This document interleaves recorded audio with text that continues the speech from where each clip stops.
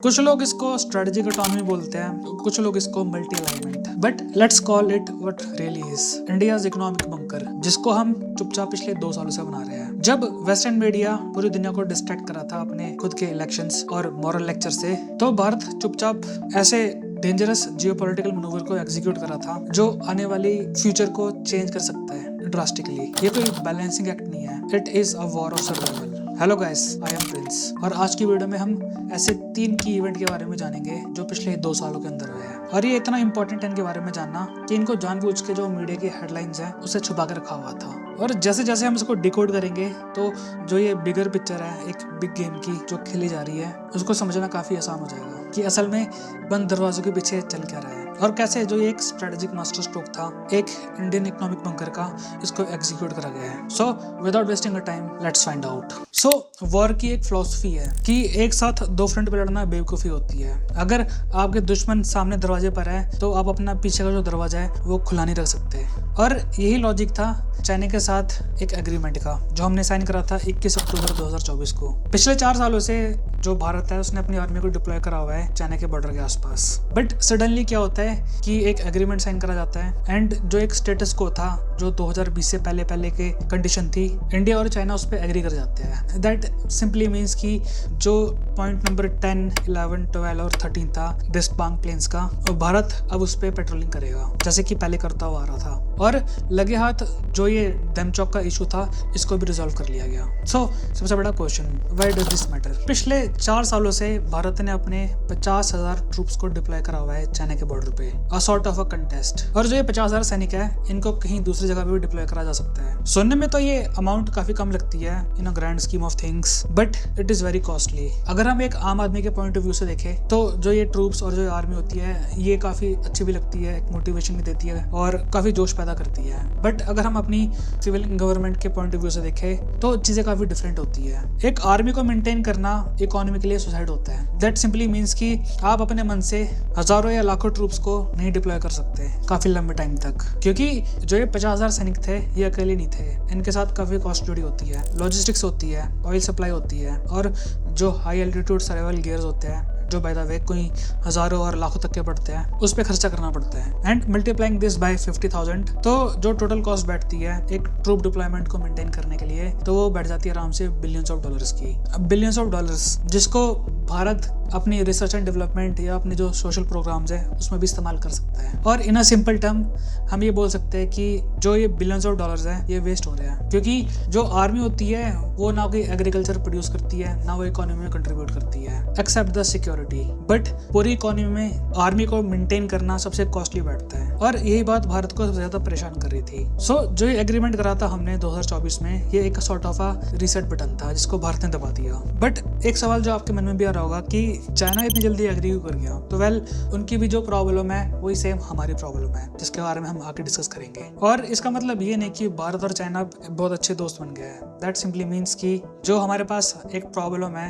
वो उससे भी ज्यादा बड़ी है जो कि ना सिर्फ हमारी इकोनॉमी बल्कि हमारे देश को भी डिस्ट्रॉय कर सकती है। It was a cold calculation और हमने अपने देश का जो पीछे का दरवाजा था हिमालयस का उसको बंद करा ताकि जो हमारा पूरा फोकस है, हमारी अटेंशन है वो सामने वाले दरवाजे पर रहे and that is the Indian ocean. तो आप भी सोच रहे होंगे कि चाइना पे भरोसा करना एक समझदारी है कि नहीं। 1962 उसका सबसे बड़ा एग्जांपल है and how possibly we can trust China, वो भी एक पीस ऑफ पेपर पे जिसको बीजिंग ने साइन करा है। और भारत ये ओवरऑल क्या गेम प्ले करने वाला है? तो वेल अगर एक बंकर या एक फोर्ट्रेस होता है वो आपको हमेशा के लिए बचा के नहीं रखता और इतिहास गवाह है हर किले को सप्लाईज की जरूरत पड़ती है, खाने की, मेडिसिन की and the most important oil की। जब भारत ने अपना बैकयार्ड इशू सॉल्व कर लिया था चाइना के साथ तो हमारा जो पूरा फोकस था वो था इंडियन ओशन के ऊपर and specially the oil supply. Traditionally Bharat जब ऑयल परचेज करता था मिडल ईस्ट से तो उसको गुजरना पड़ता था सुएज कैनाल से। एंड आपको जान के हैरानी होगी कि उस पूरे एरिया को मिडल ईस्ट या फिर जो अफ्रीका है उसकी नेवी नहीं बल्कि यूरोप की नेवी डोमिनेट करती है, अमेरिका एंड यूरोपियन यूनियन। ये एक चोक पॉइंट है जिसको टाइम टू टाइम दबाया गया है भारत से अपनी डिमांड बनवाने के लिए। और ये 1-2 बार नहीं, ऐसा पिछले 60 सालों से हो रहा है जब से भारत ने आजादी पाई है।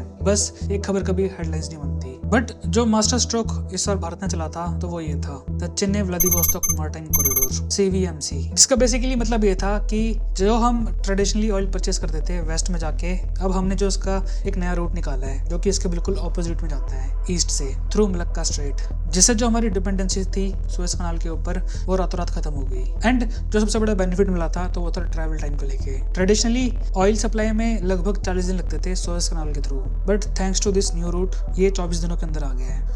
ये कॉरिडोर या एक ऑल्टरनेट ट्रेड रूट कनेक्ट करता है रशिया का जो एक फार ईस्ट रीजन है व्लादिवोस्तोक का भारत के ईस्टर्न कोस्ट के साथ, दैट मीन्स वेस्ट बंगाल, उड़ीसा, आंध्रा के साथ। और बाय डिफॉल्ट जो ये नेटो की फ्लीट्स है ये उससे भी बचा रहता है। So what we are seeing is the sanction proof economy, कि भारत रशिया के साथ तेल और जो गैस है उसको परचेज कर सकता है, कुकिंग कोल को भी परचेज कर सकता है। And let's be honest, 1 billion plus की पॉपुलेशन को मेंटेन करना ही अपने आप में बहुत बड़ा चैलेंज होता है। एंड विदाउट दीज थिंग्स हमारी इकोनॉमी एक हफ्ते के अंदर क्रम्पल हो जाएगी। और जो सबसे बड़ा बेनिफिट जाता है इस पूरे नए एग्रीमेंट का तो वो ये है कि रशिया भारत से जो गुड्स है वो परचेज करता है, फार्मास्यूटिकल परचेज करता है। And the most important thing, इस पूरे ट्रांजैक्शन में कोई डॉलर इन्वॉल्व नहीं होती, ना कि जो वेस्टर्न कंट्रीज की जो इंश्योरेंस फर्म्स होती है उनकी जरूरत पड़ती है। ये एक क्लोज लूप बन चुका है। भारत को रशिया की जरूरत है, रशिया को भारत की। अमेरिका हाई सीज को तो सैंक्शंस लगा सकता है अपनी नेवी को डिप्लॉय करके, बट वो इस रूट से नहीं लगा सकता। सो हमने जो हिमालयस है उसको भी सिक्योर कर लिया चाइना के साथ, एंड जो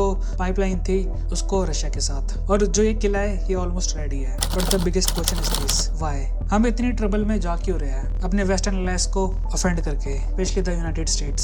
सो ऐसी क्या चीज है जो आम आदमी नहीं देख पा रहा? तो वेल इसका आंसर है जनवरी 2025 में, एक ऐसा महीना जिस दिन हमारी जो स्ट्रेटेजिक पार्टनरशिप थी अमेरिका के साथ वो खत्म हो गई और एक ब्लैकमेल स्टार्ट हो गया ट्रांजिशनल कोवर्जन का, जब डोनाल्ड ट्रंप की जो एडमिनिस्ट्रेशन थी, एडमिनिस्ट्रेशन 2.0 वो स्टार्ट होती है। उन्होंने ओपनली कह दिया था कि जो अमेरिका की पॉलिसी होगी वो रहेगी अमेरिका फर्स्ट, दैट मीन्स कि सबको पे करना पड़ेगा। और जो सबसे पहला शॉट चला था तो वो ये था रेसिप्रोकल टैरिफ्स का। इसके तहत भारत के जितने भी गुड्स थे उनके ऊपर टैरिफ लगाया गया लगभग 25% का, that followed by the artilleries of dollars, जिसको एज अ वेपन्स की तरह इस्तेमाल करा गया था दुनिया के मोस्ट ऑफ द कंट्रीज की इकोनॉमी को डोमिनेट करने के लिए। और इस लाइन ऑफ फायर में उन देशों को रखा गया था जो रशिया से ट्रेड कर रहे हैं। Without looking at the bigger picture, America ने भारत के ऊपर एक और टैग लगा दिया, द टैरिफ अब्यूजर्स। उनके हिसाब से अगर कोई देश उनके साथ नहीं है तो वो उनके खिलाफ है। और हमने जो ये एक टारगेट था इसको महसूस भी करा जब उन्होंने H1B वीजा था उसको रिस्ट्रिक्ट कर दिया, स्पेशली इंडियंस के अगेंस्ट। और इसके ऊपर मैंने काफी डिटेल में एक वीडियो बनाई थी, so do check that out, कि कैसे अमेरिका ने पहले इंडिया के जो माइंड्स हैं उसको एक्सप्लॉइट करने के लिए ये पॉलिसी बनाई थी स्क्रैच से। और जब उनकी जरूरतें पूरी हो गई और उनको अपनी पॉलिटिक्स खेलनी थी तो कन्वीनियंटली रूल्स को चेंज कर दिया गया। And why? Because Indians were dominating the America. उनको ये बात पसंद नहीं आ रही थी कि एक एवरेज इंडियन वहाँ के नेटिव अमेरिकन से काफी ज्यादा पैसा कमा रहा है। It is a very eye opening video and do check that out. और जब इनका H1B वीजा से भी पेट नहीं भरा तो उसके बाद और धमकियां आई थी कि हमारे जितने भी बैंक्स हैं उनके ऊपर सेकेंडरी सैंक्शंस लगाएंगे, क्योंकि हम जो रशिया के साथ ऑयल परचेस कर रहे हैं उसकी पेमेंट को प्रोसेस करा जा रहा है इन बैंक्स के थ्रू। और सुनने में तो ये बात इतनी नॉर्मल लगती है कि एटलीस्ट कोई मिलिट्री इन्वेजन तो नहीं हो रहा हमारे ऊपर या कोई बॉम्ब्स तो नहीं कर रहे, but believe me when I say this fate is far worse than death. क्योंकि अमेरिका हमेशा इकोनॉमी को ही ब्लैकमेल करता है, ऐसी पॉलिसीज बनाता है किसी भी देश के अगेंस्ट कि सबसे पहले वो जो पॉपुलेशन है उस देश की उसको परेशान करती है। एंड जब वो पॉपुलेशन तंग हो जाती है और वो ये चाहती है कि एटलीस्ट इस प्रॉब्लम से छुटकारा मिले, तो जो सबसे पहला क्या काम करती है कि जो अपने लीडर्स है उसको हटाती है पावर से। एंड समहाउ जो अगला लीडर बैठता है तो वो एक प्रो अमेरिकन बैठता है। और जो ये प्ले बुक है ये आराम से काफी सालों से अमेरिका खेलता हुआ आ रहा है और इसकी इफेक्टिवनेस कभी कम नहीं हुई है। और भारत को एक बात और रियलाइज हुई थी कि जो वेस्ट है उसको कोई एक दोस्त की जरूरत नहीं है, उनको एक काउंटरवेट चाहिए। और इस केस में भारत एक काउंटरवेट की तरह भारत को इस्तेमाल करा जाएगा इन अ लॉन्ग टर्म चाइना के अगेंस्ट, ताकि चाइना ज्यादा पावरफुल ना बन सके और उनकी ग्रोथ को काबू भी करा जा सके। और अगर भारत फ्यूचर में चाइना को बाईपास कर लेता है तो फिर चाइना को इस्तेमाल करा जाएगा एज अ काउंटरवेट, ताकि भारत को काबू कर सके। और ये सब देखने के लिए हमें किसी जोशी की जरूरत नहीं पड़ती है। Look at the previous friends of America, उनका अब क्या हाल हो रहा है। उन पर रिलाई करना अपने सर्वाइवल के लिए it is just a strategic suicide. तो आपके दिमाग में भी एक बात आ रही होगी कि भारत ने जो ये स्ट्रेटेजिक मास्टर स्ट्रोक चला था, ये इसके पीछे किसका हाथ है? तो वेल, आज से 2-3 साल पहले लगभग 2022 में एक सम्मेलन हुआ था ग्लोबसैक, एंड उसमें एक बड़ी फेमस लाइन बोली गई थी कि यूरोप को अपने एक माइंडसेट से उठना पड़ेगा कि जो यूरोप की प्रॉब्लम है वो दुनिया की प्रॉब्लम है, बट जो दुनिया की प्रॉब्लम्स है वो यूरोप की प्रॉब्लम्स नहीं। और ये फेमस लाइन दी थी हमारे foreign minister doctor S Jaishankar ने। और अगर मैं इसका सीधा मतलब समझाऊं तो it was a declaration of independence, कि जस्ट बिकॉज उनकी प्रॉब्लम है तो हम अपनी जो इकोनॉमी है उसको सफर नहीं कर सकते, जैसा जर्मनी के साथ हुआ था जब उनकी पाइपलाइन को उड़ा दिया गया था यूक्रेन और अमेरिका की सीआईए की मदद से, जिस क्लेम को बाय द वे आज भी डिस्प्यूट करा जाता है। तो उनको भी समहाउ ऐसे ही मजबूर करा गया था कि जो वो तेल है अमेरिका का सबसे महंगा वाला उसको परचेज करे। और जर्मनी को भी झुक के बाद में यही बात माननी पड़ी जब उनकी खुद की पॉपुलेशन सफर कर रही थी आगे कड़ाके की सर्दी में, जब जो चीप रशियन गैस थी वो अवेलेबल नहीं थी। और इसके पीछे का जो मिलिट्री ऑपरेशन था इसको मैंने डिटेल में कवर करा हुआ है इस वाली वीडियो में। After this video do check that out, और मैं इसका लिंक डिस्क्रिप्शन में भी दे दूंगा। और जो जर्मनी के साथ हुआ था, वेस्टर्न नेशन है वो इंडिया के साथ भी करना चाहते थे कि as soon as possible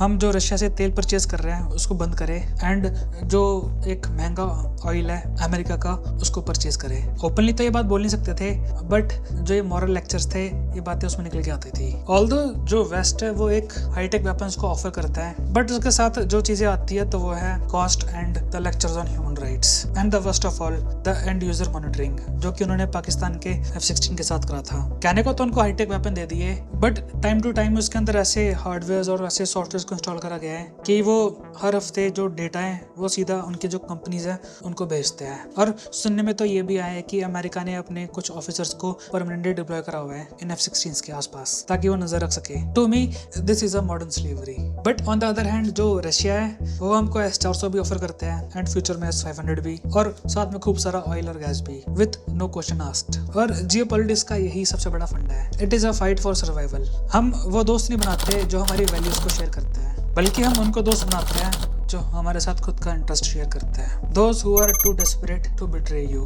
and that is why जो हमने अपना इकोनॉमिक बंकर था वो बनाया वेस्टर्न सैंक्शंस को झेलने के लिए। और आप जो डोनाल्ड ट्रंप है उसके फ्रस्ट्रेशन से भी समझ सकते हो कि उन्होंने ये बात बोली थी कि India will come back and back with us, भीख मांगेंगे हमसे जब उनकी आंखें खुलेंगी। बट अब चीजें काफी अलग हो गई है, और इसका जो सबसे बड़ा फायदा हुआ है तो वो अब देखने का मिला है। आज से ठीक 1-2 दिन पहले हमने यूरोपियन यूनियन के साथ एक बहुत बड़ा फ्री ट्रेड एग्रीमेंट को साइन करा है। ये इसलिए पॉसिबल नहीं हो पाया है कि हम अपने इंटरेस्ट शेयर करना चाहते हैं, ये इसलिए पॉसिबल हो पाया है क्योंकि हमारे पास एक लेवरेज है, काफी सारे ऑप्शंस खुले हुए हैं। और 1 बिलियन प्लस पॉपुलेशन की जो इकोनॉमी है उसको ओपन करना कई देशों का तो जस्ट सपना होता है। और इसके ऊपर मैं एक काफी इन डेप्थ वीडियो भी लेकर आऊंगा, सो स्टे ट्यून्ड। और इस वीडियो का एक सबसे इंपॉर्टेंट सवाल कि हमने जो चाइना है उसको भी डील कर लिया है, हमने एक ट्रेड रूट भी सिक्योर कर लिया रशिया से ताकि तेल बहता रहे, और जो हमारा इकोनॉमिक बंकर है वो ऑपरेशनल हो चुका है, जो सक्सेसफुली हमने इंसुलेट करा हुआ है वेस्ट के प्रेशर से। बट जो सबसे बड़ा सवाल,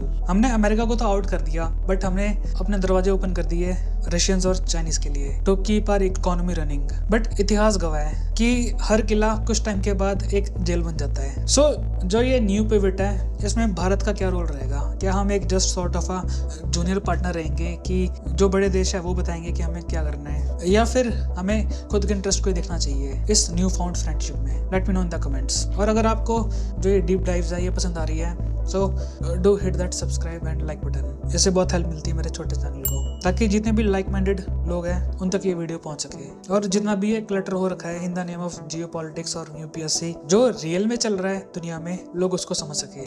तब तक के लिए मैं चलता हूँ। जय Hind, goodbye, take care and prince out.